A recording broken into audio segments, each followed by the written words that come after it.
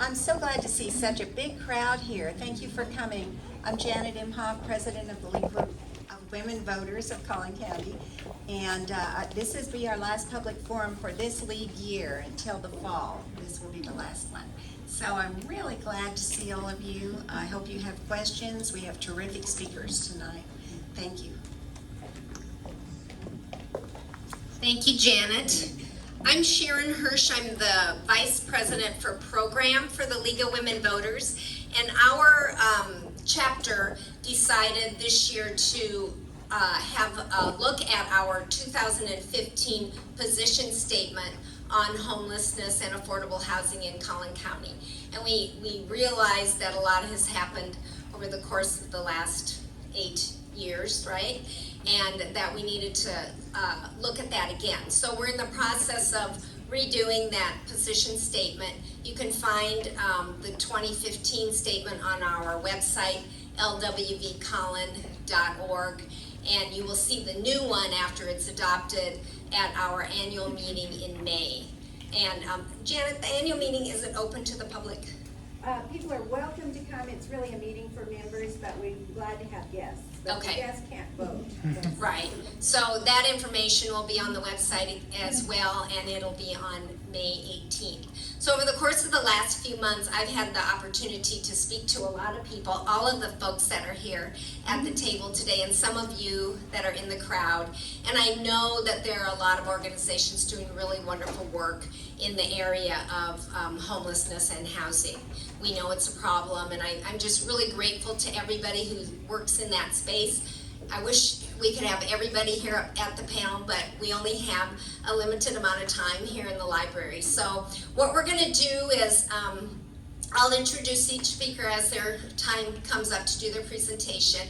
There is a full bio on everyone on our website. So if you go back to lwvcollin.org, there's a speaker bio link there so you can read them all. I'm not going to read through all of that today in the, to respect everyone's time. Each organization is going to have about 10 to 12 minutes to give a presentation about what's going on, the work that they're doing. I have a few prepared questions if they don't cover these topics during their remarks, and then we'll open it up for some questions at the end. We have to be out of this room around 8 o'clock, so we'll try to wrap everything up about 7:45. So thank you so much for coming. Really appreciate it. And we're going to start off with Mr. David Gruber from Housing Forward. David is the Senior Director of Development and Communications for the organization, the lead agency of Dallas and Collin County's homeless response system, and he is the longest serving employee in the history of the organization. Kudos to him, right? He served in religious, educational, and communal leadership positions on 3 continents. This guy gets around. Since his teens, specifically in Israel, New Zealand, and the U.S. So I'm going to turn the microphone over to David Gruber. Thank you. And if I'm lucky, I'm going to find his slideshow. If I'm lucky. There we go. There we go.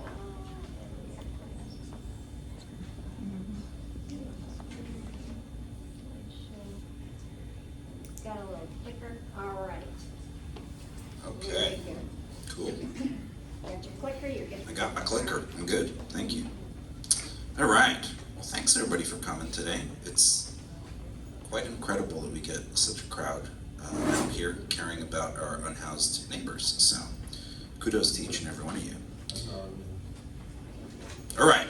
What is Housing Forward? So Housing Forward, now in case you're like, I've never heard of them before September of 2022. What's going on here? Some kind of conspiracy. Nope, we were Metro Dallas Homeless Alliance, right? We changed our name to Housing Forward for a variety of reasons. And our role is we lead in the development and implementation of an effective homeless response system to make homelessness rare, brief, and non-recurring in Dallas and Collin counties. And we work alongside the All Neighbors Coalition, which is a collaborative made up of more than 135 partners across both Collin and Dallas counties. and these are all partners that provide resources and support directly to individuals and veterans and youth and families experiencing homelessness. A metaphor I like to use is that of orchestra and conductor. So our partners who make up the All Neighbors Coalition are the orchestra, and We Housing Forward are the conductor. So imagine if you took 135 musicians and put them in a room and said, start playing, you would have cacophony. It would be a whole mess. And so you got to form them first into an orchestra, so they all play together, and every orchestra needs a conductor. What sets us apart is that we have the expertise and the partnerships and the resources to lead a system-wide, data-driven strategy to solve homelessness in our community. And if you are one of those organizations, you can choose for yourself which one of those little cartoon figures you are. Okay. The central nervous system of our homeless response system is called the Coordinated Access System, or CAS. And what happens through CAS is that unhoused neighbors are identified, they are assessed for their needs. There's a saying that if you've seen one homeless person, you've seen one homeless person, right? They are as unique as us. They're quite heterogeneous, so they each have to be assessed for their needs. They're referred to resources, and they're connected to housing in a centralized, uniform, standardized, and streamlined fashion across the system, and this helps our system work more efficiently for those who need it. And people can access the Coordinated Access System through their providers or through Housing Forward's Homeless Crisis Helpline. Now, the crown jewel of our work over the last few years has been Dallas Real-Time Rapid Rehousing, which was way too long, so we shortened it to Real-Time Rehousing. And what Dallas Real-Time Rapid Rehousing aimed to do is we kind of laid down a marker in mid to late 2021, and we said we're going to house 2,700 people by the end of September 2023. So we started October 1st, 2021, and by September 2023 we had actually reached that goal, and we did house 2,700 people. But already in April of 2023, we could see that we were getting there, and we were like, you know what? I think we've aimed too low. So how about we actually rehouse 6,000 people by the end of 2025? And so that is the direction we are going. And this initiative brings together a ton of different partners, public, private, to significantly reduce homelessness across both Dallas and Collin counties. Here's the thing about the federal government. When the federal government is essentially like a savvy investor, okay? And they look out at all the different communities. HUD actually divides the country into 480 different entities. We are one of them in Dallas and Collin counties. And they see who's doing good work and who is, unfortunately, not doing great work. The folks that are not doing great work, they don't really throw a lot of money at. The folks that are doing great work, they do throw money at. So the federal government, recognizing the success of Housing Forward and all of our more than 135 partners, has done a few things. So they gave us a special, almost $23 million grant to rehouse our unsheltered neighbors. Only 10% of communities got that, less than 10%. 46 communities got that. We were one of them. We got the third highest award. We have a function where we regularly facilitate annual funding for homeless service providers, and it was 19 million, and they increased it to 27 million again because they're like, hey, you're doing good work, here's a little bit more. And last year we also got a special $9.4 million grant to address youth homelessness, and that was the largest such grant that any community got last year. And finally, this is not money, but it's important, the White House selected our community to be one of only 6 communities across the country that they're working with very, very closely to participate in a program called All Inside. And it's basically, as you can kind of figure out from the words, All Inside, it's to address unsheltered homelessness. It doesn't come with extra money, but it does actually come with a HUD employee, so we now have a HUD employee that's basically embedded in our office, and she helps us basically get through red tape and talk to the right people that we need to talk to in order to be successful. So where are we going with all this? We have 3 community goals that we established in early 2020 when we started essentially a transformation of our entire system to make it what it is today. So number 1 goal, effectively end veteran homelessness. Now that word effectively is very important. We're in the United States, we're never going to get to a point where we don't have any homeless veterans, right? Now, by the way, Finland has decided that by 2027, there's no homelessness. Period, zilch, nada, nobody, right? The United States has not made that decision, unfortunately. So when we talk about effectively ending veteran homelessness, what it means is that there won't be any chronically homeless veterans, so no veterans that are long-term homeless. That any person who becomes any veteran who becomes homeless will be housed within 90 days. That we've essentially decreased the number of homeless veterans to somewhere around 180 or less. And think about that in all of Dallas and Collin County, that's a pretty low number. And that the inflow of veterans into the system is lower than the outflow. And we're getting very close to that. So, and apparently any day now, which in federal government speak means sometime in the next few months, we're going to have the federal government declare that Dallas and Collin counties have effectively ended veteran homelessness. And the other 2 that we're working on is significantly reducing chronic unsheltered homelessness and significantly reducing both family and youth homelessness. So these are the goals that we are working towards. That kind of sums up our work. Was that 10 minutes? Oh, no, you can talk some more. I can talk some more? I think I'm good, you know? Yeah. Why not pass it on to the folks who are doing the actual work? Okay. Thank you. Thank you, Jay.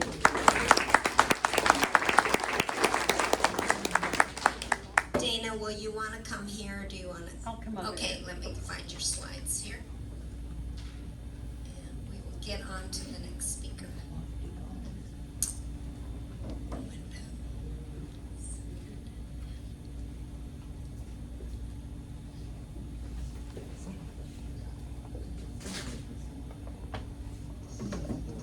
Okay, well, Dana is pinch hitting tonight for Jill Sigliano, who is the CEO of the Samaritan Inn, and she had an emergency today, and so we're really grateful to Dana for stepping up and coming tonight.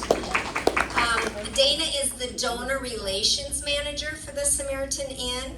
Her career has spanned over 30 years, and she's always worked in a nonprofit or a government setting.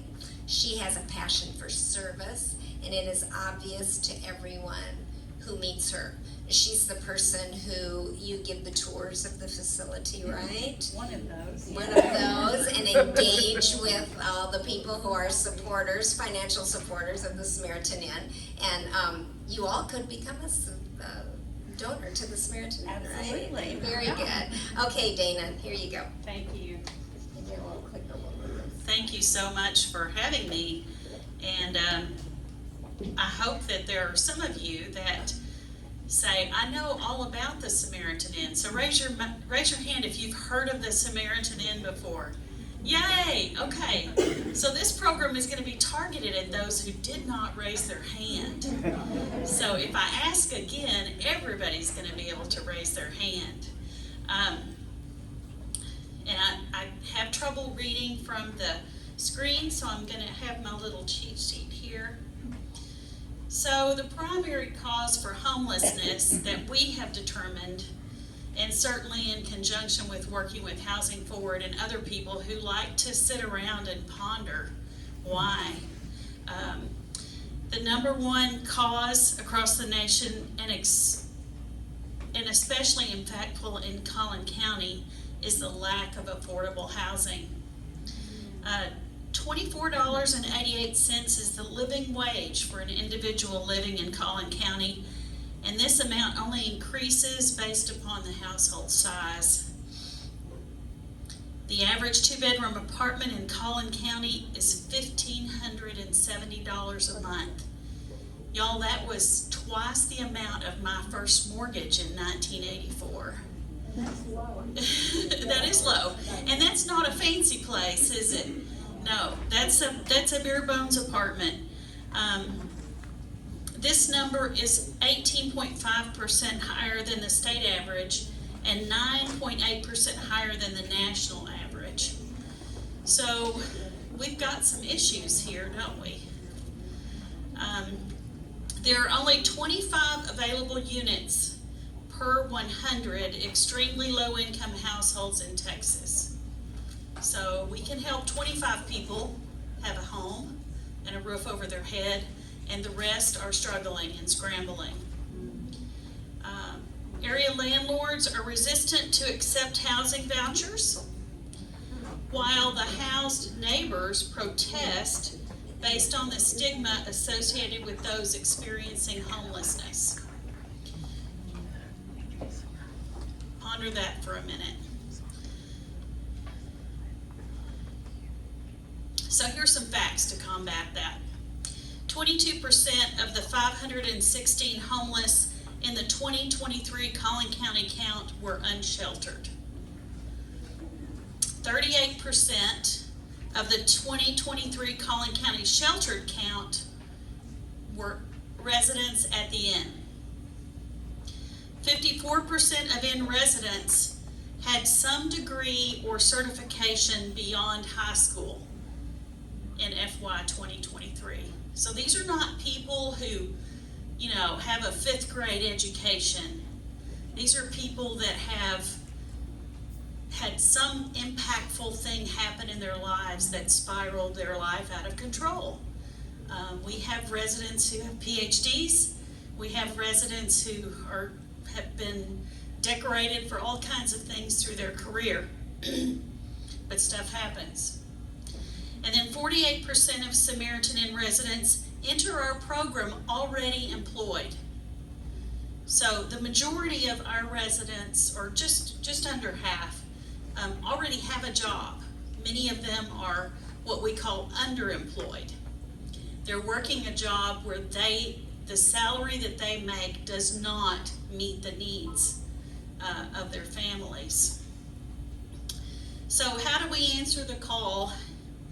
We are a comprehensive housing program that supports individuals in realizing dignity and gaining independence.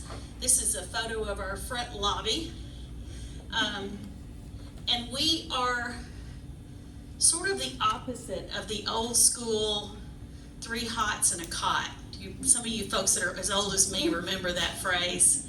We're the opposite of that, because what we do involves the residents' willingness to participate, and it's not easy for them to do that. So a piece of the puzzle is through our values of HOPE, H-O-P-E. We work with other Samaritans, such as agencies within our greater continuum of care, community partners, and our supporters, so we may achieve our vision of a North Texas in which all people are empowered to contribute to our shared society. Oh, I'm sorry. There you go. We do that through heart, opportunity, perseverance, and engagement. How many of you have been successful at something the very first time you tried it? Anybody? So that's what we preach at the Samaritan Inn. You got to keep trying. You're going to fail, and sometimes it doesn't look good, but you got to get up and try again. And we have lots of success stories to prove that for sure. So this is a shot of the outside of our resident building. Here's the way things work for us. If we have an opening, then we do an intake. And those intakes are open 3 days a week, Sunday, Tuesday, and Thursday. If we don't have space, we have no beds available, then we do not have an intake, because we do not have anything to offer at that moment in time. So we encourage anyone to call first. say, today is Monday, are you gonna have an opening on tomorrow? And if so, what does that opening look like? Well, we might have 2 single men spaces. We might have a single female space. We might have 1 family space. So if you are talking to people about us, please encourage them to call, because we would rather them know than come all the way to our shelter and be turned away. So we begin the application process at 9 a.m. and we end at 1:30. And here's what you have to have in order to participate in our program. You must have a government-issued photo ID and a Social Security card, or at least your Social Security number. If you don't have those, then our caseworkers can assist you in getting those, but you will not be given consideration until you have those in hand. Social Security cards and birth certificates for all children. Okay, we have to make sure that we know who the kids are that are coming in. You must be able to pass a drug test beyond THC usage. If you are not able to pass a drug test and an alcohol screen, then that's sort of a dead stop. And we say, sorry, try again another time, but for today, you're not going to be allowed entry. They must be able and willing to work full-time or part-time if they are on disability. And they cannot have a violent offense on their background within the past 10 years. And that's just a case-by-case basis based on their history and criminal history. And then every resident stays as long as they need to stay. If that resident is working our program and being successful, then they can stay. We don't have a date on the calendar that says, buddy, you're out of here. As long as they are working our program and having small successes, then they can stay. So many people leave at various times because their needs are different. But I'll tell you, since COVID and with the increase in costs, most of our families are staying closer to a year because it's taking that long for them to get their resources together. So our shelter program operates based on 4 pillars. Case management. The case manager is their coach, their life coach. They have weekly meetings that are mandatory. If you are a resident of the Samaritan Inn, you must attend your meeting with your case manager every week. They work with them from A to Z with things both in the shelter and outside of it, because life happens, right? And all of a sudden you've got a coach there to help you through making decisions and that sort of thing. Counseling is also required. Now, mental health counseling is so important. And I bet if I asked every one of you individually, you'd say, I could benefit from a little mental health counseling, right? I know I could. But if somebody made it mandatory for me, how wonderful that would be. Just to have somebody to talk it out with. So that's required. Depending on where you are, it can be on-site, it can be off-site. Maybe somebody already has a relationship with an outside therapist, then that's okay. But we have to assure that every week that resident is going to therapy. And we have 3 licensed therapists on staff, multiple master's level students. I don't know what this world would do without interns, but we love our master's level social work interns and we work them hard. So we just love them. We have a career development pillar, the work key certifications and classes that help our residents increase their ability to hold down a job, their ability to work in a way where they can earn a decent amount of money for themselves and their family. We have a resume assistance program. We'll help you look at it, help you beef it up a little bit, because sometimes that's all you need, is to be able to articulate your skills. We work with them on their interviewing skills to make sure they're more comfortable talking to people. And you might have all kinds of wonderful skills, but if you're not able to discuss them because you're too nervous or afraid, then that's a hindrance. And then we have assistance with college. Some of our residents want to go to college and they can't afford it. And so we assist them to facilitate that. And then the fourth pillar is financial education. Again, this is mandatory. The classes include relationship with money, income and spending, credit and debt, saving and budgeting.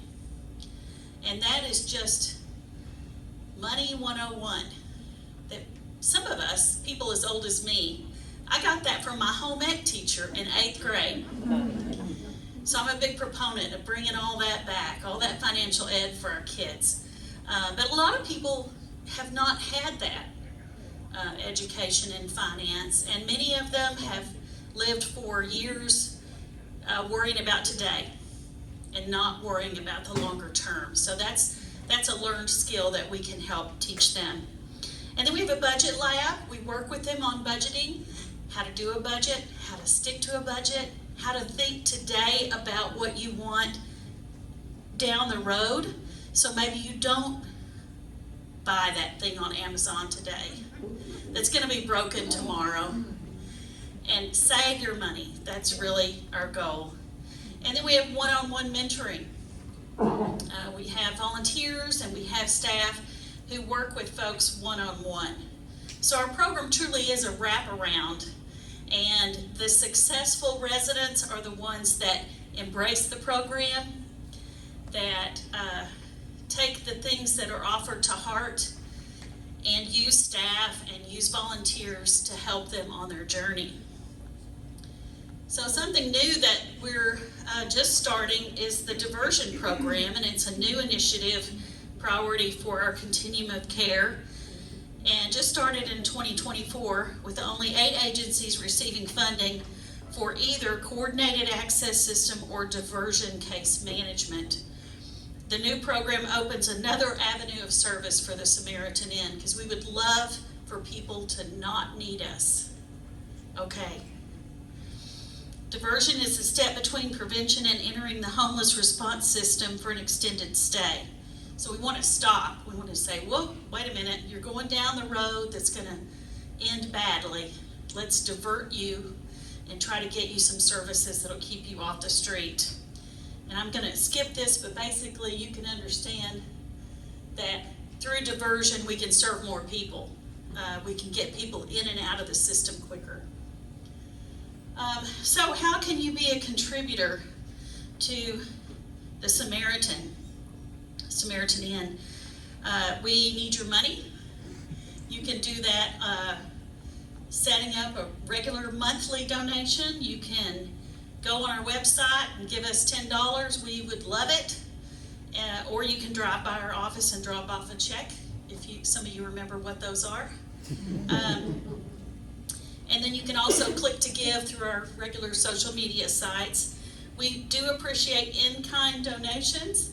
We have a list on our website that includes things you can buy and drop off. Or you can go on Amazon and shop our wish list, and it gets mailed directly to us, which is wonderful. And then we take used items at our resale store, the InStyle resale store, and every penny that's made there goes back to supporting the inn. You can also volunteer. We have volunteer opportunities on our website. There's information on how old you have to be. Certainly we do lots of family volunteering events throughout the year, and we do offer an opportunity to serve a meal with a $500 donation that helps offset our costs. And then of course a VIP Samaritan sponsor one of our events. We are celebrating 40 years in 18 days. April 20th will be our gala. So we're excited about that. And then we have other opportunities throughout the year for you to serve. We need board members. We'd love to have people serve on our board, or if you don't want to commit to being a board member, serve on one of our task forces. That's a little less time commitment, but still a big impact. So that is the end of our presentation, and I am not Jill Sigliano. I'm Dana Riley, and I appreciate the time.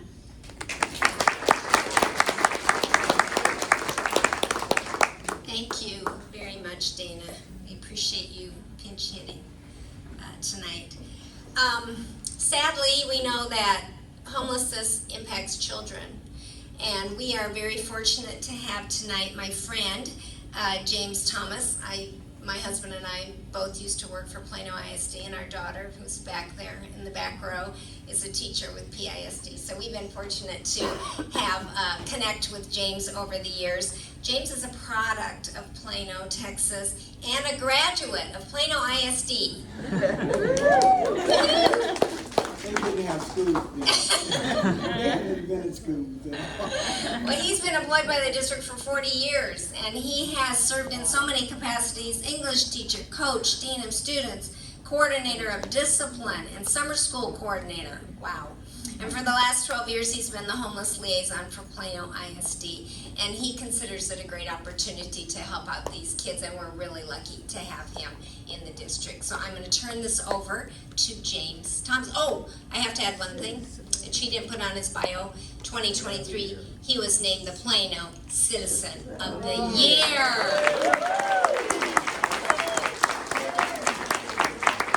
They obviously confused me with Doug. Doug, boy, you raise your hand. That should have been Ron John. They confused me. I don't have a lot of details, but I would like to share this prior to. I'd just like to say Sharon did not get, as she stated earlier, she didn't give you a full bio. I would never give my full bio. My wife, honey, raise your hand so everyone knows. She still thinks I'm under 60. So I would never share my full bio with anyone. But what an honor it is. So thank you, League of Women Voters. I certainly appreciate this. And I become kind of nervous when talking to a crowd. I get it somewhat, and my words get. But see, you guys are in the crowd because I've seen every single one of them, million. Raise your hand if I saw you this last weekend. Did I see anyone this last weekend? See, I see you everywhere I go. So this is like being at home with my wife because you guys are family to me. But certainly I'd like to thank you guys for the opportunity to share a couple of minutes. Sean, my wife asked me, what are you contributing tonight? And it wasn't like, what are you doing? Why do they want you? So didn't do that. So thank you, honey, for being nice and polite. All I have is a couple of numbers. And I'm just not a numbers person. But I've worked for Plano ISD for over 45, 47, 48 years now. And growing up here in the city, I wasn't familiar with that term, homelessness. It was difficult for me to get that out. So the first year I took this particular role, I kind of smiled when I got the role and started working at the admin office, thinking we have no homelessness in Plano.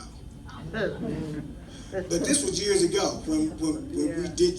So I got in thinking, this is I'm so embarrassed to take my school check. I'll just back up and get my check. I don't want them to see my face. I'm so embarrassed because that doesn't exist. Well, that first year, I was able to identify 47 students who were homeless. It shattered my life. It really upset me. It hurt my feelings to know in Plano, Texas, there were 47 kids who didn't have a home. I talked to one lady, and I may have shared this with, she told me, I said, Miss, do you need any food or anything like that? And she said, I said, because I have a couple of food pantries and I might be able to help you out. She said, Mr. Thomas, you can't help me with a food pantry. I said, Miss, you said you needed food. She said, but my two boys and I are sleeping in a car. And in my car, we don't have a microwave or an oven or a refrigerator.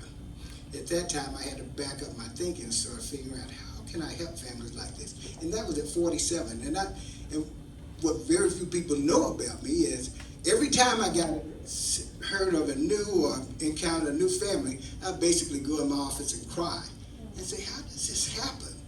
to such an affluent county, how can this be happening? 47 kids. 3 years ago, we counted about 400 and something. 2 years ago, 600 and something. Last year, we identified 1,001 students who were homeless. 1,000. And when Sharon, when you guys were around, and Jim, we feared. I mean, just the thought of us having in our school district being able to free and reduce lunch at 10%.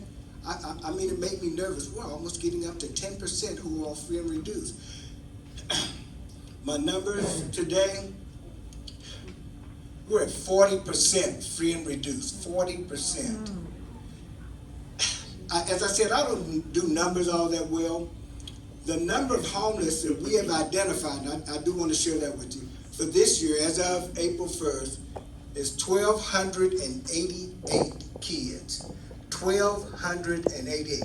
Now, we have a little over 48,000 enrolled, but of those, 1,288 have been identified as homeless, where they're either doubled up with another family, they're in a shelter, they're in a motel, hotel, God help us, and we're having to help them find ways and people, so I beg on you to help me out periodically for some of those, or they're just unsheltered, where they're walking around, sleeping in parks and abandoned buildings and all that. But we have, as of April 1st, 1,288 kids. Now, we've identified that many.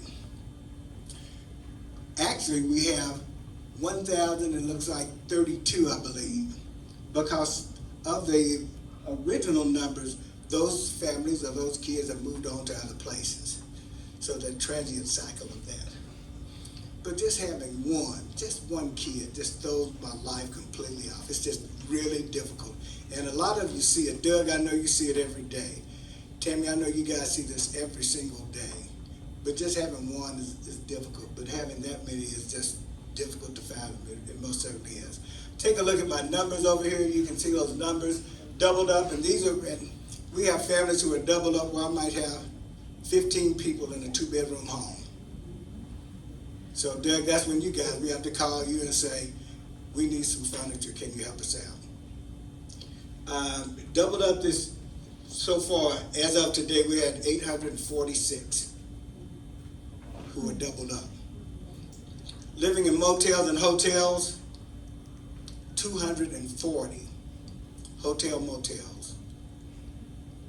Living in shelters, and as I say shelters, and that's Samaritan Inn, that's Agape, that's Family Gateway, that's City House. So I'm on my knees begging for those folks, and I thank God that I'm in Plano, because Garland doesn't have this. A lot of other places do not have what we have. I have been blessed. I have been blessed to have some amazing people in our churches, just absolutely amazing folks to have this many shelters here. So I'm blessed. And you're thinking, well, what about your kids and your family? No, I'm blessed, because when my kids and my families are wonderful, it puts me in heaven. This is something I need. So but I have, as I said, you can see I have 9 kids right now who are unsheltered, meaning they're bouncing from pillar to post. Now, when I say I have 1,200 and we've identified 1,288, please understand that is not the actual number. There is no way we could actually get the number, because by and large, a lot of people won't share that information. They will not. Their moms and dads, if they have moms and dads, they get the kids to lie, because they feel that if we know, the ISD knows anything about them being homeless, that we will have CPS to come in, intervene, and take their kids. So they hide that information to us. So it's not easy. So thus we train our teachers, we train our administrators for various signs to look for when kids may be homeless. And it's not easy. But we have to let them know that we're not a police. Our job is not to police. Our job is to educate. But my job, beyond that education, is to provide resources and services to those families. And those moms and dads, as soon as they hear me say that on the phone, they'll want to talk to me. They enjoy it. And prior to that, they're so resistant, they will not talk. Why do you want my personal information? Why do you need this? Why do you want to know about my kids? Because I want to provide food and clothing to you and your kids. So I've connected with those various resources. And actually, I'm a part of some of those various resources I've been blessed to be a part of. And I'd like to thank Ron and all you guys for letting me be a part of Collin County Homeless Coalition. If you hadn't visited that, please make sure you do that. We'll do it almost the first Thursday of each month. Hey, we have one coming up? This Thursday, absolutely. I look forward to I won't be there because I have another thing to do. But Rick, you'll be there. Ron, you'll be there. But I attach myself to the various churches and organizations to make a difference. And I cannot thank you guys enough for all that you do, Tracy. I just can't thank you guys enough. Y'all are angels. I did a little pie chart so you can see what it looks like, and you can see the vast majority of our families are doubled up. But I did want to show you this last little thing at the end. At the end of January this year, Ron Johnson reached out to some of the ISDs, and he got a couple of numbers. And the numbers, as you can see, Allen ISD at the end of January, they had identified 102 kids who were homeless. McKinney, 500 students who were homeless. Wiley, 111. And Plano, this is at the end of January, we had identified 995 homeless kids. But as you can see, it's no longer 995. At the end of March, in the beginning, it is 1,200. So we're trying to project the numbers that we'll end up with at the end of the school year, at the end of May. And just kind of apprehensive about seeing that. As I said, I don't know that much about numbers. I just know this is a frightening scale to me. And we need all the help we can get. I'd like to thank all of you who, as I said, who played a role in trying to negate or mitigate this housing issue that we have. I'd like to thank you. I apologize for yes, ma'am. Can I ask what McKinney Vento? Oh, I cannot believe I did that. I apologize. Okay, McKinney Vento, that is a profound, wonderful question. McKinney Vento is a law. It's an act. It's a federal law. And that law, Stuart McKinney was a senator in 1987. He created this law, the McKinney Act. And what it was laws to mitigate homelessness. Those kids who come to school and we treat them different, we call them out when they're homeless and all of that. He created laws that would affect those kids where they wouldn't be noticed, and we'd have quite a few benefits for those kids. Later on, Brian Vento came in, so they call it the McKinney-Vento Act. It has absolutely nothing to do with the city of McKinney. I had one mother said, "I'm not from McKinney." That principal said, I'm part of that McKinney-Vento. I live in Dallas. I said, "We understand, miss." I said, "It's just a law." But true, it's McKinney-Vento Act, and all it means is you're homeless or you're housing insecure. Okay, so what we do is we find ourselves working with families to provide to mitigate some of those barriers, and that's the gist of the law. Mitigate where they get free busing. Automatically, they receive free meals. If one generally has to sign up to receive meals in school to see if he can get free and reduced, these folks don't have to. As soon as they're under my umbrella, immediately they receive free meals at school. Free summer school, and we try to provide them with so many services to accommodate those kids, so you won't even know that they're homeless. We try to make sure that we mitigate those. But thank you for that profound question. McKinney-Vento, you're not from McKinney. Thank you. Thank you. Thank you.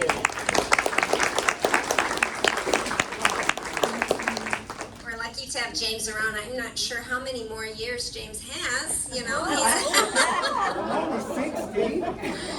keep doing this.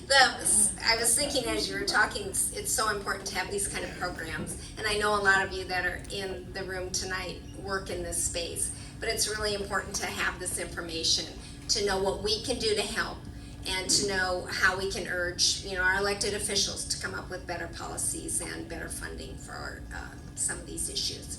So, Reverend Janet Collinsworth, I'm so glad you made it, in spite of all the crazy traffic, right? Janet is the founder and the CEO of the Agape Resource and Assistance Center. After 30 years in business and creating a successful CPA firm, she left the corporate world to serve the community. How lucky are we, right? Janet leads Agape to find solutions to poverty, homelessness, domestic violence, and human trafficking, and disadvantaged children by calling all members in our communities, specifically communities of faith, to join together and meet the needs of our neighbors in need through servant ministry in Agape, which is universal love, right? Brotherly love, in all of its meanings. So thank you so much, Janet, for being here, and I'm going to get your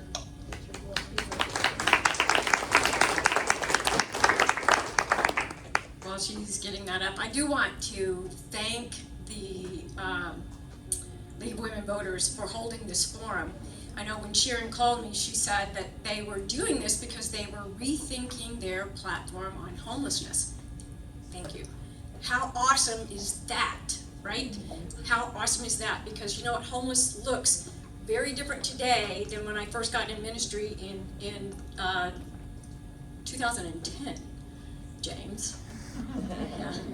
He knows because we worked together on backpacks, right, for kids, the weekend backpacks. Thanks to him, we have that, 2010. I'm going to talk about a couple of things first, and then I'll talk to you a little bit about Agape, because I think if you're going to establish a new platform on homelessness and affordable housing, you need to know what that looks like. You need to know what that is, right? And I see a lot of my brothers and sisters in the business in this room, so I'm not really talking to you because you know, you see it. You hug them, you love on them, right? I'm so thankful for Housing Forward. They have really changed the face of changing homelessness and the unhoused. And Samaritan, and these are our partners, these are our peeps. I'm very, very thankful for that. But in 2010, when I first got into this business, it was at a food pantry, Seven Oaks Food Pantry in East Plano.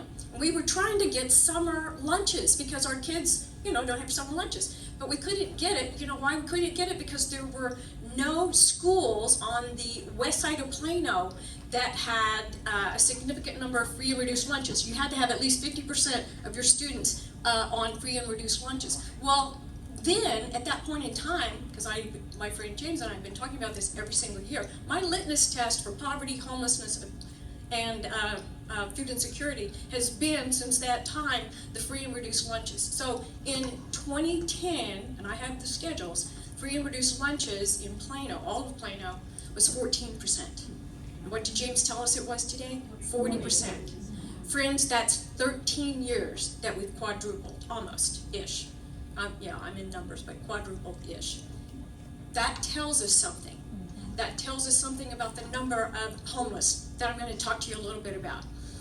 So I am very excited that the League of Women Voters is doing this because we need to examine it. The way we approach our unhoused today and the way we dealt with food insecurity in 2010 are totally, totally different things. And you know this because you see this all the time.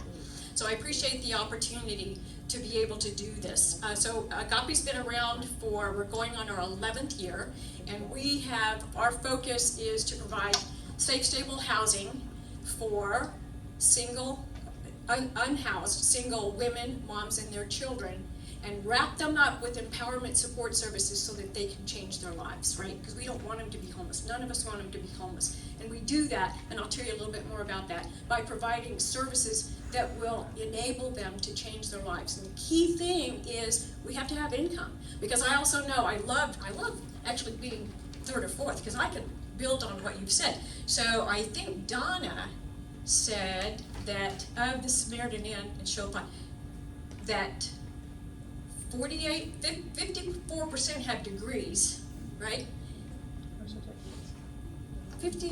What does that tell us about our unhoused people in Collin County? They are smart, right?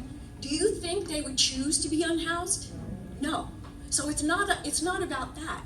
And the other thing that we'll talk about is people have this concept of a stigma of they're mostly substance abuse folks, right? Or they're mostly mental health, right?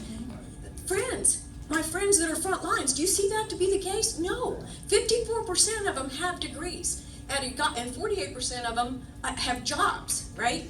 Well, in Collin County, we used to ask that when we did the pit count. And I hope we will again. But the majority of those that we surveyed, they had jobs. So can you imagine being homeless, sleeping in your car, getting your kids to school, getting a shower and going to work? Do you think they would choose that? No. So the primary cause of homelessness is not that. And we'll get to that.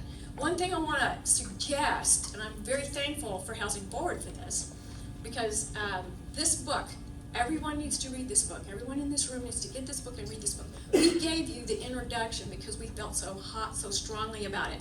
When we walk by, it's totally different perspective of our unhoused neighbors. Totally different. First of all, it doesn't talk about our unhoused neighbors as them and us, because we are, right? Right, Tamara? Am I talking to you? Yeah, I'm talking to you. The women that come to Agape, they all have jobs, right? And yet they make about $20,000 to $25,000 a year. And that's the best they can do. So we change that, and I'll tell you a little bit about how we change that. They have education. We go from GED to PhD. Yes. Do you think they choose that? No, they don't choose it. So something else is happening that's keeping our neighbors homeless. So let's see if I can, I'm gonna jump all around. So just forgive me, that's just me. So we provide home, help, and hope. And we do that with the people in this room, because I see all my chums, right? Yes. All my friends. Yes. So if you're gonna change your homeless platform, you need to know what our homeless look like. So in Collin County, they're not sleeping under bridges. They're not. I mean, sometimes they are now, I'm sorry to say. But these are pictures that I took in 2023. So I guess it is yours too, my upper left corner, I was driving off of 75 up to Agape. This is on 18th Street. And I'm coming up right to Minnie's Food Pantry. You know where this is. And I look off to my right, and there's this lady sleeping on the ground with her worldly possessions there in a basket. I see this all the time. But I have actually never seen a lady sleeping on the ground, like right there by the street. Why do you think she was doing that? I don't. What? She can't sleep at night. She can't sleep at night. Why can't she sleep at night? She's afraid. Yes. This is our homeless, folks. This is our homeless. This little man in the middle, he's walking down Avenue K right in front of Fire Station 1. We see this now. We are on 19th Street. We see this all the time between the library and our new friends at Hope Restored Mission, right? It's a pattern up there. I was driving on 19th to try to get to Agape today, and I come up to right before you get to Mendenhall, so I'm, barely off of Avenue K, and the traffic is stopped. You know why the traffic is stopped?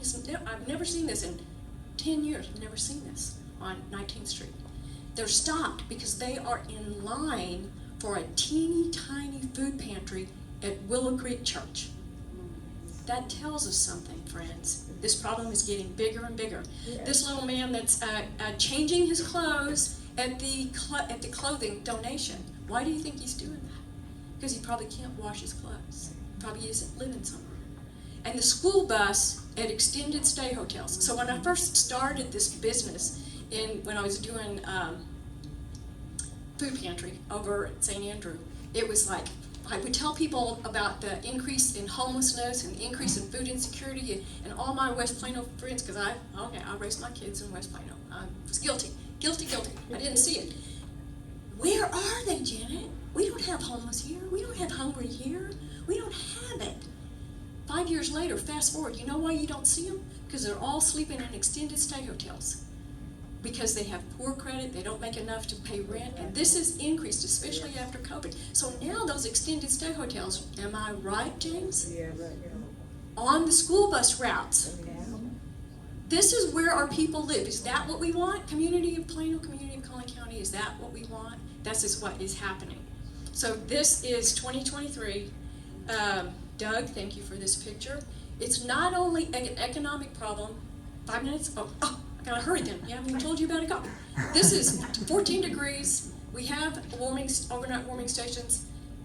That's because they don't have affordable housing. So I'm gonna click through. Why? Why is this happening? 5 minutes, okay. Oh, It is, yeah. Yeah, 5 or 6 minutes left. okay, somebody is. Yeah. Okay, here's what. Here is, so we heard about a $1,500 rent a month. I would tell you that this is off stats. November, it's more like $1,700 for a 1-bedroom or a small 2-bedroom. Right? 1 bedroom, 2 bedroom. If you compare that, this is Plano, McKinney, and Wiley. If you compare November 23 to December 19th, 52% increase in Plano, 61 in McKinney, 63 in Wiley. This is why we have an increase in homelessness.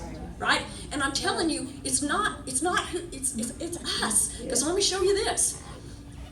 It's not just about those folks that have had a situation.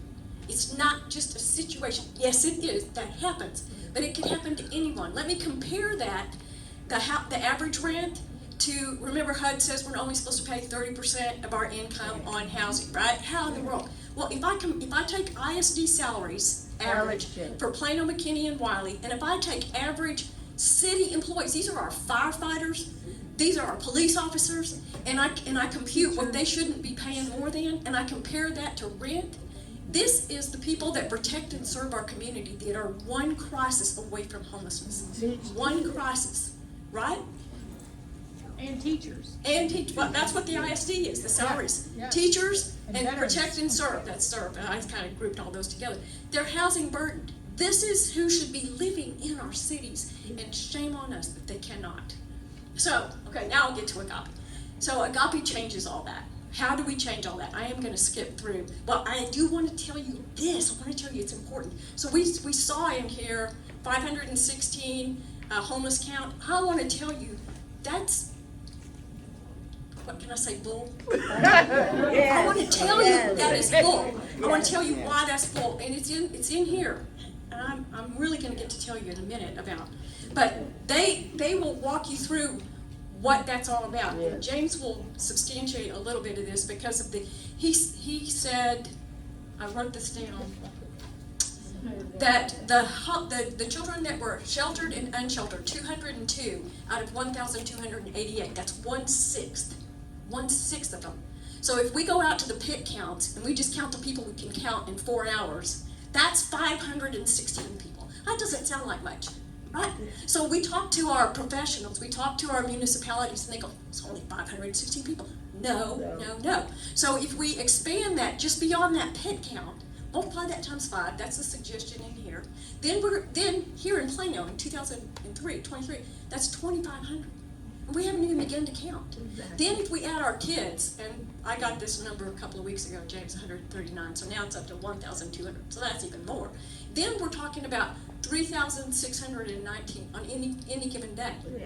But that's only the people that are obvious, or that we count. That's not, remember he said the doubled up people in the extended stays? If we expand that to the education, the Department of Education broader definition, now you add another a group of those, so now you're up to 5,000, 6,000. 6,000 people is a lot different than 500 people. Yes, it is. And this is low, my friends.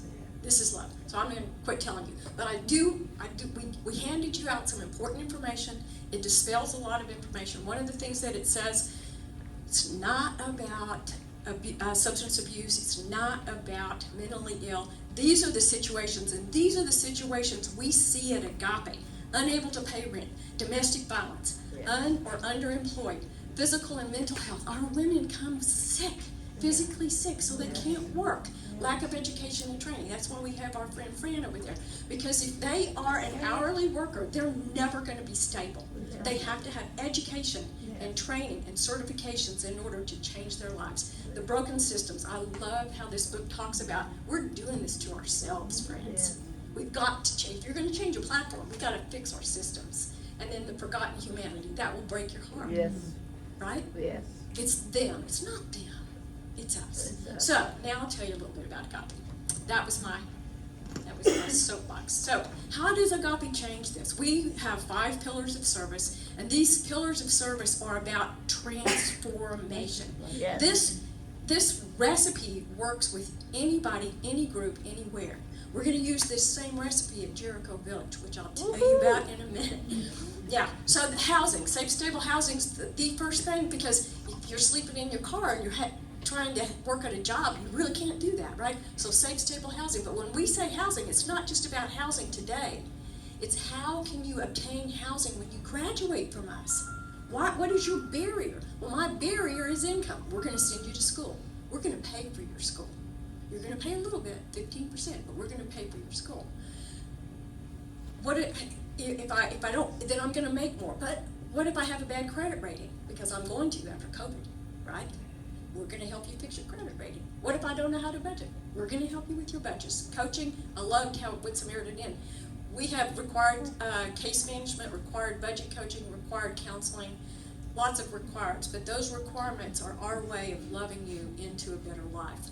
Children and youth, if I have to choose between child care and housing, what am I going to choose, friends? So we facilitate child care, we get them on subsidies, and it's developmental child care, because James, you were 1,288. Well, I have a stat, and I think it's from the Center of Childhood Research, where if a child that spends more than half of their life, of their childhood, in poverty or homelessness, 48% are still in poverty and homelessness by the age of 35.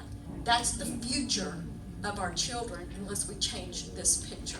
That's the future. So, transportation. Come on, Collin County. Come on, Collin County. Come I don't even on. have to tell you, but if you can't go to work or get your kids to school or go to the doctor or go to the grocery store because of transportation, then you can't really go too far. Education to higher income, I already told you about that. We have both education and budget coaches, health and wellness. We have to keep our families well. Moms don't take care of themselves, right? I'm going to pay for my kids before I pay for me. I don't know how many dental surgeries Agape has paid for in the last year. And those are thousands of dollars. But if the mom is sick and can't go to work because she is in such pain and that infection is spreading through her body, she is, anyway, you all got it. I don't have to tell you any more about that. So in 10 years, we've served over 100 families. And 75%, with this little recipe, 75% of our families graduate with higher income in a vocation, able to live within their means. 90% of our families are abuse survivors. 90%. So they also come with that whole trauma thing that we have to get over. If 90% of our moms are abuse survivors, then 90% of our children are abuse survivors. And so that has to be addressed as well. Agape Kids, 2-generational approach. I just saw a typo. All right, I'll skip right by that. So, what are we doing? What if they asked, I could tell them about what we're doing. Well, first of all, we're expanding Agape to house more of our homeless women. And thanks to many people in this room, we are making that possible. So we are the way we are doing this, underutilized property, we turn it into housing, and we house women and we help them become self-sustaining. We just completed the purchase of the western building here. It's on your left. And we just, thank you, City of Plano, we got a special use permit last Monday. That's as good in the City of Plano to convert this into program housing. That's a really big deal, and we're thankful for that. So over the next 2 years, we'll have 4 new townhomes that will provide housing for 8 new families. So our max will go up to 18 to 20 from where we are right now. And that's great, and we're very excited about that. We're blessed by that. But if there's nowhere for our women to go when they graduate, then they have to stay with us, and then that's just a cycle. So we decided, with God's help, to step out on faith, and we will be building, with God's blessing, Jericho Village in Wiley, Texas. Wiley, Texas. And we're blessed that the City of Wiley opened their hearts and I will say political will to make this happen, because without it, we wouldn't be doing this. There'll be 38 income-based units. Income-based. So when somebody says I'm building affordable housing, then my first question is going to be affordable to who? If it's not based on income, it's not affordable to the people who are sleeping on the streets, right? So it's affordable housing. 60, our goal, so the other thing economically on CPA, economically, how in the world can we how can we pay our debts if we have income-based housing? Because the income is low, right? So we're raising a lot of money. That's exactly how we're doing it. Our goal is to have 60% equity. Right now, today, we have raised 50% equity. So, yeah, thank God for that. And many people in this room have been a party to that. So, the thing I want to tell you about, though, all of that's really great, and I love all of that. Only 40% are going to be for our Agape moms. So, who's going to be living in the other 60%? People you want to, okay, protect and serve. The people who protect and serve our communities, right? So that they won't be afraid of being homeless because they can't pay their rent. So our teachers and our firefighters and our municipal workers, the people who protect and serve our community can actually live in our community. That's where 60% of our housing is going to go. We're very excited about it. 95% will target households that make 80% of area median income and below. 60% of the units will target households that make 50% of area median income below. What's area median income? That's something HUD came up with that said this is about the average income in this community. Well, you know what that number is right now, folks, in Collin County? $105,600. Remember I said our women came in making $20,000 and $22,000? Anyway, that math doesn't add up to me. But 5% are going to be low market. Why do we have market? Why don't we use it all for the others? Here's why. They're not going to income out. They don't max out. We want them to increase their income. We want them to become more stable. And how are we going to help them do that? All those services I told you about at Agape, we're going to provide them at Jericho Village too. So all the boats in the harbor can rise. We want to increase economic stability among all the villagers. This, I also took this picture, right also on 18th Street when I was driving to work. And this was a family that didn't have a place to go. You can see a mom and there were kids there too. There's a Jewish mitzvah, I know, can tell me, Tikkun Olam, for humanity to repair what is broken in the world. Humanity. The work of repairing the world does not fall on God, it falls on us. We can change this with a group just like this that wants to see a change. We must do this, and we must do this together. And I am grateful and thankful to the League of Women Voters who is leading the parade. Thank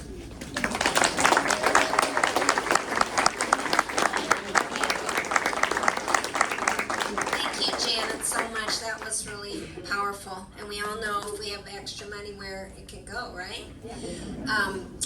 And last but not least, we're going to talk about solutions to the problem of lack of inventory in housing and lack of affordable housing.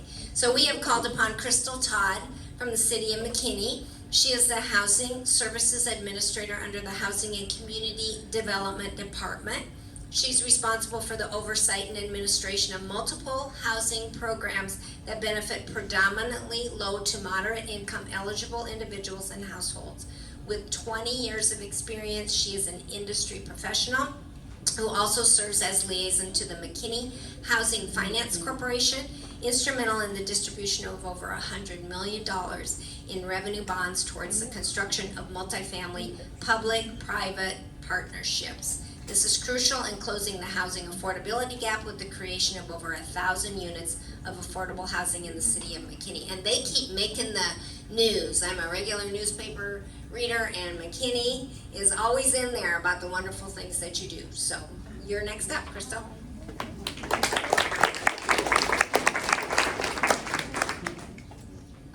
Thank you so much. That's a hard act to follow. Wow. So thank you all for being here today. I've learned so much. You know, it's nice getting to go last, as you say, because you get to hear all the other wonderful things, and you know, it just goes to show that there's so much wrong and that's broken and that we need to fix. And there's not just one size fits all or one thing that's going to solve it all, but we're all in this together. And I'm happy to see so many people in the room that are here to help us serve all of us, right? Because like you said, it is us, it's not them. I see the numbers on things when they say, oh, those people, you're gonna help them. Them is us. It's getting that face across to the people that it is our teachers, it's our city government employees, it's the people all over, because no one can afford to live where they're working. So, I hear that on a daily basis from our business community and everyone else, that everybody's having to drive so far to get to wherever they're at because it's so hard to afford things these days. My daughter has a 1-bedroom apartment and it costs more than my mortgage. And I'm like, wow, but I bought that in 2011, so here we are. So I'm here, I follow all this up to say, oh no, I have to talk about affordable housing. I don't have all the answers, because there are not answers to all of this, but there are lots of programs that we do have in place trying to help with the issue of affordable housing. Just a few of them I've kind of thrown up here. I thought I was adding a couple slides to a slide deck, so mine are very basic. One of the programs we have is our tenant-based rental assistance program, where we are helping the households afford that rent, because you cannot afford the rent. And you go to talk about house burdened, rent burdened, and we do have a program where we assist them with their rent for up to a 24-month period. Our goal is, to help them during that process, that when 24 months is up, that hopefully they can move on and afford things, but really during that time, getting them on the housing voucher choice wait list, because when I used to do this 10 years ago, by the time they got to the end of our program, their name had been called, and now that wait list is so much longer.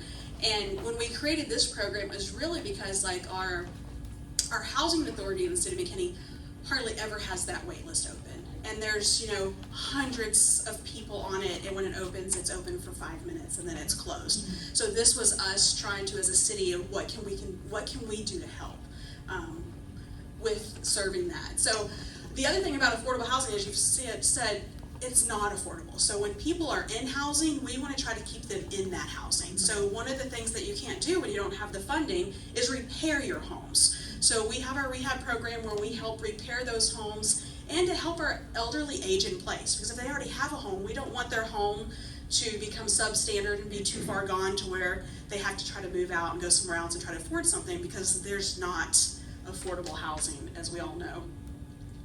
Our property maintenance program is a program that we created because as our rehab program, it's funded with federal dollars. We all know that those federal dollars come with lots of boxes you have to check.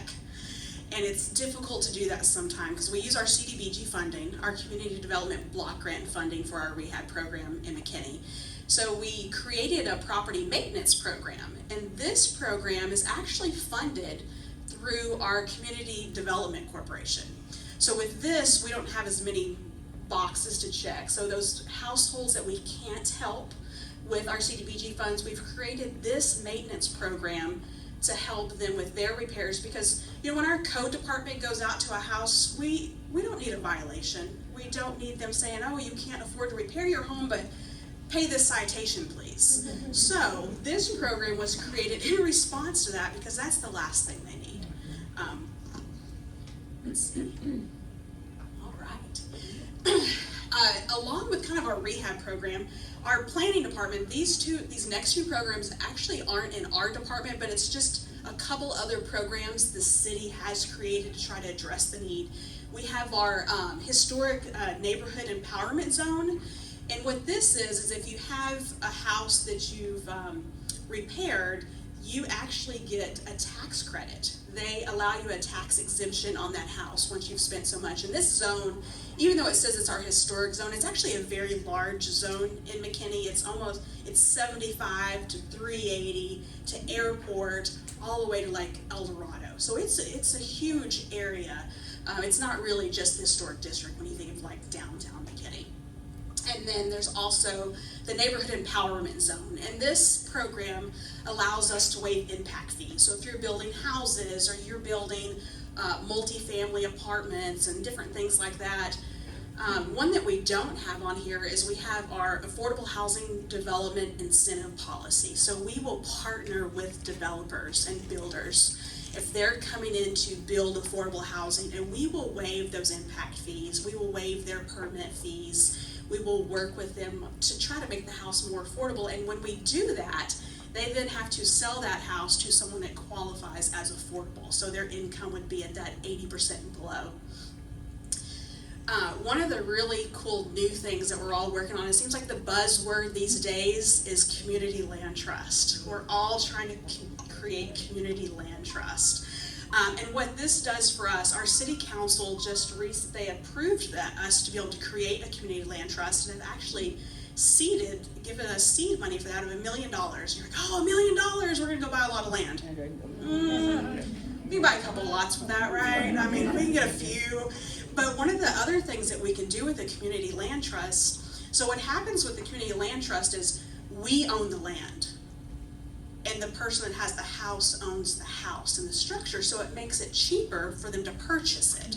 So what we're trying to do is partner with some of those home buyers when they go and say, David says, hey, I'm gonna go buy this $300,000 house. That's funny, right? We can't find those either. We're gonna pay the $100,000 for the land that's under the house. So then his mortgage is only a $200,000 mortgage, so it makes it a little more affordable, right? So that's kind of what we're working on right now, is getting all of that in place. And our Housing Finance Corporation is going to oversee that and be the trustee for that.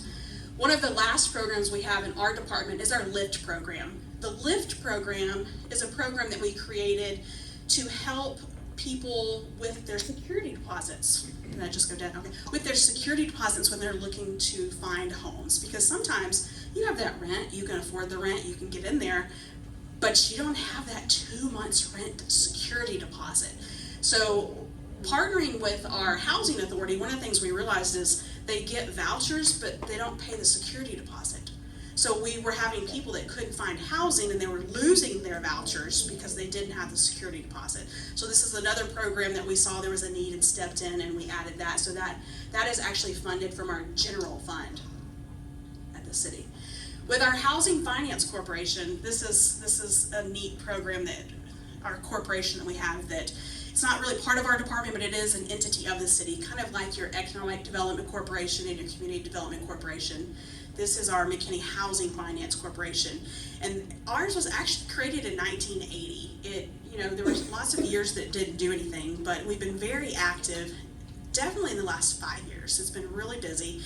And one of the things it does is it gets to issue bonds. So when you have these tax credit properties that are built, the 4% tax credits, we get to issue the bonds on that. And when we do that, we receive an issuer fee. So we get money from that annually that we can then put back into affordable housing. What can we do to assist affordable housing in other areas?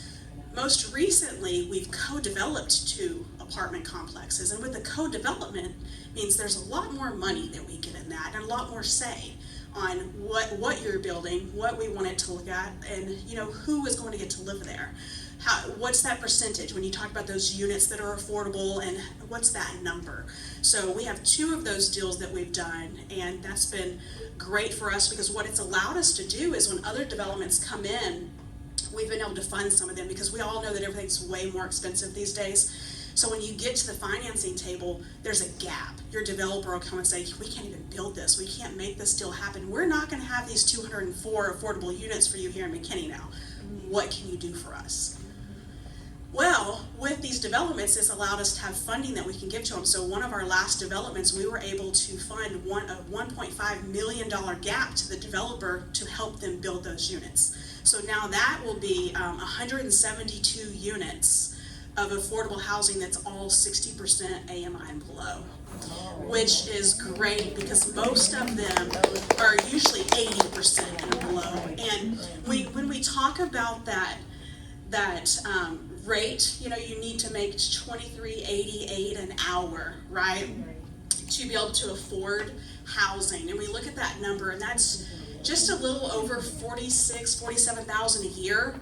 When you look at what that number is that you're considered low to moderate income, you can make $55,000 and still be considered low to moderate income. So even our low to moderate income households cannot afford to live in affordable housing, making that wage of $23.88 an hour. You know, Dana talked about her first house. I remember moving to McKinney back in 2019 in my first apartment. I was so excited, and back then it was the Gables, and it was the nicest apartments we had, and my rent was like $500. And now my daughter pays $1,600 for a 1-bedroom. So it is definitely crazy. With our Housing Finance Corporation, some of the other programs that we have is, you know, we've got the ones that if you already live in a house, we can help you rehab your house, we can help you stay in your house. Well, with our Housing Finance Corporation, we have our home buyer assistance program. So say we're partnering with you for that CLT to buy that house, we're gonna buy the land, we can come in and help fund your down payment and closing cost assistance. We also have a mortgage credit certificate program for those programs where we can't do the CDBG funding because of the box. We are able to do rehabs through our Housing Finance Corporation because they are there to finance developments for providing safe, decent housing to be able to live in. And they have money set aside for the community land trust as well. So those are kind of the big items. I'll touch a little bit on the homelessness since we discussed a lot of that is within our department. You know, we do have our consolidated grant cycle coming up. The deadline for applying for those grants is tomorrow. So all of you nonprofits out there, get in your applications. If you haven't started, there's still time. There's still time to get on that link and apply for that funding. And so that is there. We do have with our McKinney Homeless Coalition, you know, we have created that as well, and we have our mayor's task force, and with that we've seen funding that we've created, like our flex funding. We have that where we partner with some of our nonprofits we have someone that, you know, they need to pay for a voucher to be in a hotel, or their vehicle just broke down and they can't get to work now. So we have a flex funding, which is up to $1,000. We can help fund them within a 12-month period. They come back the next 12 months if they need to. So sometimes some of our friends that have needed help, that they've gone to a couple nonprofit agencies a couple times, then they come to us, and then we're able to fund that. And we also created a clear title program, because we have a lot of issues with clear titles for homes when we have these older generational homes that have been passed down through family generations. And when we're using these federal funds, we have to have a clear title to be able to assist with rehabs and different things. So we have a partnership with North Texas Legal Aid to be able to help our friends get through that. So as we see a need, we try to address it, and what it is we can do to help just a little bit to make it, you know, everything better than how we found it. And we do have a little bit of transit in the city of McKinney. It's pretty small, it's on demand, but we're growing, and the numbers are crazy, the amount of people that we're giving rides to on the daily basis. Just the other day, it was over 400 rides in one day. That is a lot. We used to barely get that in a month, and now we're doing that daily. So that funding is running through very quickly. But that is actually all of my programs. And I think I still have a minute left, right? So I did good.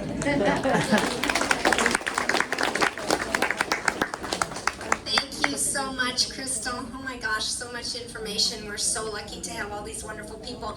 You can see how important it is for coordination of efforts, so people can get the things that they need. I have a whole bunch of questions, but we only have like 10 minutes. So I'm going to ask one quick question because it applies to one of the topics that have come up when we were talking about our position. And if there's one or two questions from the group afterwards, we can take those. We just need to kind of wrap up by about 7:45 to respect the library's time frame. I want to ask about Medicaid expansion because I know medical issues are problematic when it comes to homeless. What do you see as, I mean, do you see that as important for your work? Would that help? It would. Here. You can just turn that one on. It would help, but it just depends on providers that can provide and access to those providers, and still being able to afford. Oh, yeah. Okay. Oops, sorry. That's Just access. Okay. That's what. Anybody else want to add to that? I don't know the ins and outs because unfortunately in Texas it's irrelevant. But Medicaid expansion dollars can be used for housing. And so essentially we are subsidizing folks in other states. So you in Texas, congratulations, you are subsidizing the lifestyle of folks in New York and in California with your taxes, and you're not benefiting from it. So nobody has managed to explain to me a way that it makes sense not to expand Medicaid. We simply, one thing really that you need to understand, and it is mentioned in When We Walk By, and I was looking at the stats for a grant request that I'm writing. Homelessness is lethal. We are not playing around here. Homelessness kills people, okay? The rates are that, the studies show that the life expectancy of a person experiencing homelessness is the same it was in 1910. Okay, 1910. If you are unsheltered, your chances of dying are 10 times. If you're sheltered, it's only 3 times. You know, this is we're not messing around here. This is real. Thank you, I really appreciate that. Anybody have a question for the panelists?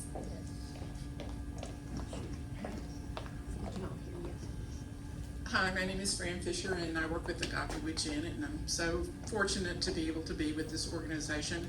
But I have a question for David, because David's probably one of the foremost policy geeks on homelessness in the whole DFW area. And so I wanted to ask him, I know in the When We Walk By book, it talks about broken systems, but you're so good about broken policies and things like that, and how that affects and comes together to create so much homelessness. Yeah, I mean, essentially what we're talking about here is. I sound like Darth Vader. Yeah. Okay. Got it. You're good now? Oh, it's good now. This is off. Good now? Yep. Okay, sorry. No, I meant to turn this off. Turn it back on. Okay. You're good. Yeah. Okay. None of this happens organically or naturally. These are policy decisions, right? If we look at the causes of homelessness, then what we're looking at is the late 1970s, early 1980s. Specifically, what we do as a country is we take investments in public housing and safety nets and we slash them to the bone. Okay, that's something that we as a country decided that we were going to do. The other thing we did was we said, and this kind of started in the 1950s moving onwards, we said, you know what, the only legitimate form of housing is single-family detached homes. And if you're not living in a single-family detached home, you are a second-class citizen, right? And if you want to build any other type of housing, we're going to make it extremely difficult for you and we're going to look down upon you. So those things are not things that happen naturally. These are policy decisions that in our democracy, our leaders made these decisions. And it is a bipartisan issue, right? That's why I said it's Carter administration, Reagan administration, and then comes along what is euphemistically called welfare reform, right? And so essentially we say we're gonna chop the safety net down even more, and then we're surprised that people end up in the streets. So that's what it boils down to. These are policy decisions that we have made as a country. Now the silver lining is we can decide differently. We can decide differently. That's what you guys are all about, right? That's right. That's a perfect way to close, because we have elections coming up. And armed with all this great information that we have, maybe we can make better decisions about who we elect and what questions we ask them when they come to our door asking for our vote. So here's some important dates for you to remember. Not all municipalities and school boards have an election in Collin County this cycle, so you need to get going and find out what's on your ballot. You can go to vote411.org, which is the League of Women Voters site. You can put your address and your name in there, and you can get a sample ballot for what's going on in the local elections in May, early May. And then there are some races that went to primary runoffs. So you'll have to go vote again at the end of May for those particular elections. So vote411.org is the League of Women Voters site, so we hope you become informed voters. We'll also have our candidate guides up on our website as well. Can we share your slides? Can we put those on our website? So you have all of that information. So you're going to be able to find the slides. You're going to be able to find the bios of these people. They have their contact information. And the recording. Pardon? And the recording. And the recording, yes, thank you. We have this recorded, so that'll be on our website as well, and so you can share that with your friends, anybody who might be interested. Yes? And I was also just going to say, considering the deadline, I do have my voter registration forms. Have you moved since the last time you voted? Are you new to Collin County? So you can register or change your address tonight as well. Fantastic. So if anybody has any updates they need to do, you can take care of it before you leave. So we want to thank you all for participating. It's wonderful to see this room packed full of interested people. Thank you so much to our panelists for their time.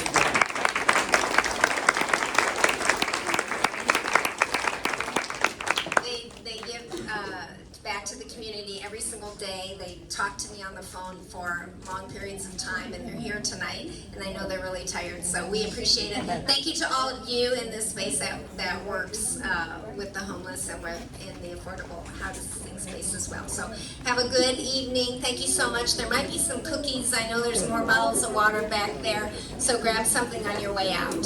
Thank you so much. You're welcome. Good to see you again.